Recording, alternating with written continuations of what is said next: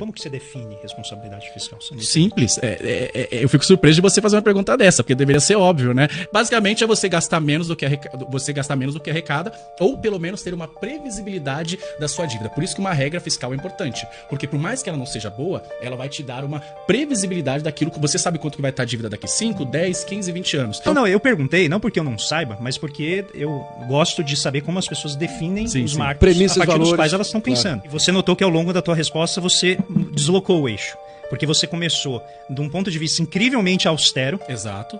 E aí você falou, peraí, mas não é assim. Exato. Né? Então você começou, a gente tem que gastar menos do que a gente ganha. E rapidamente você falou assim, mas nenhum Estado funciona assim. Exato. Né? Então a gente tem necessidades Exato. que muitas vezes excedem a capacidade de arrecadação do Estado naquele momento, e a dívida pública é um caminho para você ampliar as possibilidades de atendimento da população, muitas vezes de atendimento de grupos de interesse. Exato. Que estão ali na fila, tem poder e tal. Então nota que o conceito de responsabilidade fiscal que ele adota é o conceito que a gente chama de contabilista. Você tem que fechar as contas, a dívida tem que ter uma trajetória ali que o setor financeiro entenda como sendo adequada.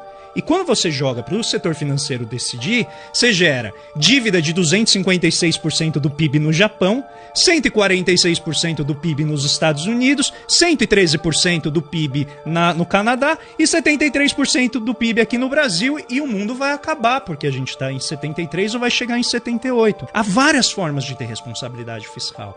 E eu concordo perfeitamente que não dá para ter responsabilidade social sem responsabilidade fiscal. Só que o fiscal não é equilíbrio de contas apenas. O fiscal é jogo de poder. Ele falou muito bem. O teto de gastos buscava fazer o quê? Explicitar os conflitos distributivos. Ou seja, mostrar quanto que o judiciário ganha, revelar os privilégios do legislativo. Fez tudo isso. Não mudou nada. A reforma da Previdência foi aprovada e celebrada por amplos setores liberais da sociedade e excluiu os setores particulares. Isso é responsabilidade social?